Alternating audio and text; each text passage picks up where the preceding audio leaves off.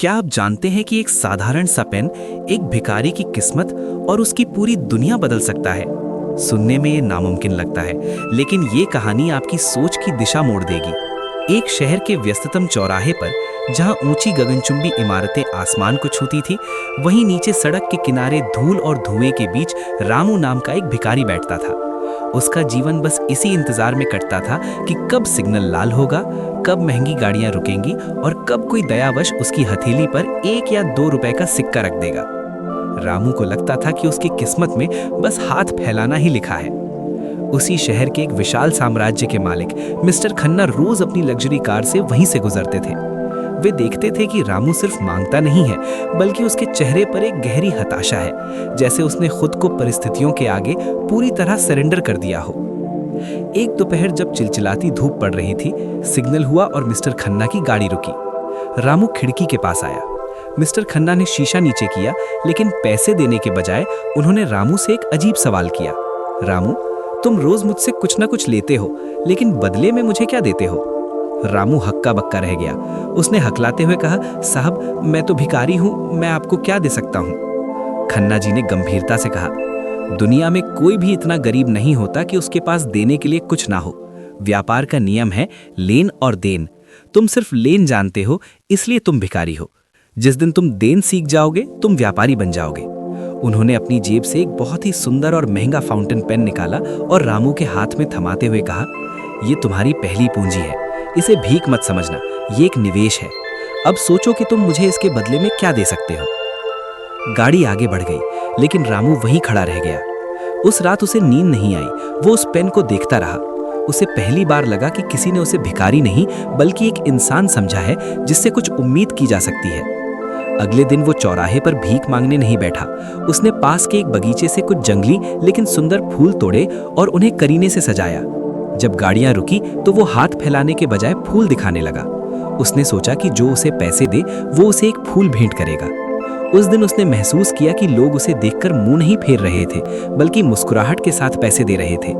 उसे एहसास हुआ कि जब वो कुछ दे रहा था तो उसकी हैसियत बदल रही थी।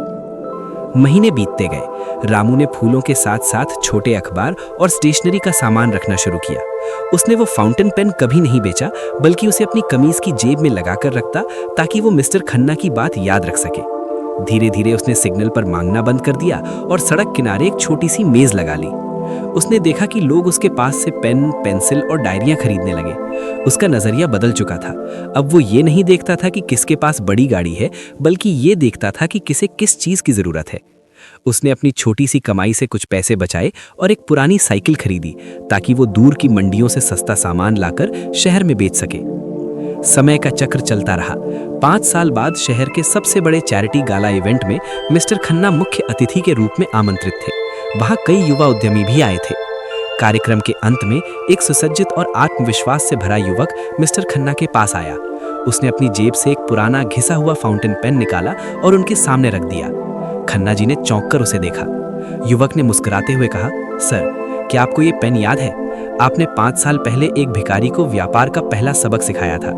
आपने कहा था कि जिस दिन मैं देना सीख जाऊंगा, मैं व्यापारी बन जाऊंगा। मैंने उस दिन से भीख मांगना छोड़ दिया और सेवा देना शुरू किया। आज मेरी अपनी स्टेशनरी की सप्लाई चेन है और मैं सैकड़ों बच्चों को मुफ्त शिक्षा सामग्री बांटता हूँ। मिस्टर खन्ना की आंखों में गर्व के आंसू थे। उन्होंने उस युवक का हाथ थाम लिया। रामू ने आगे कहा, साहब, गरीबी जेब में नहीं, सोच में होती है। जब तक मैं खुद को भिखारी मानता था, दुनिया मुझे भीख देती थी। जिस दिन मैंने खुद को एक प्रदाता यानी गिवर माना, दुनिया ने मुझे सम्मान और अवसर देना शुरू कर दिया। आपने मुझे पैसे नहीं दिए थे, आपने मुझे मेरा खोया हुआ स्वाभिमान वापस दिया था। उस शाम उस हॉल में मौजूद हर शख्स को यह समझ आ गया कि असल में दरिद्रता संसाधनों की कमी नहीं, बल्कि उद्यमिता का अभाव का नाम है। इंसान की कीमत इस बात से नहीं आकी जाती कि उसने कितना इकट्ठा किया है, बल्कि इस बात से आकी जाती है कि उसने समाज को वापस क्या दिया है। रामू की वो यात्रा एक गंदा फुटपाथ से शुरू होकर सफलता के मंच तक पहुंची थी, और उसका एकमात्र मंत्र था अपनी मेहनत को अपना स्वाभिमान बनाना।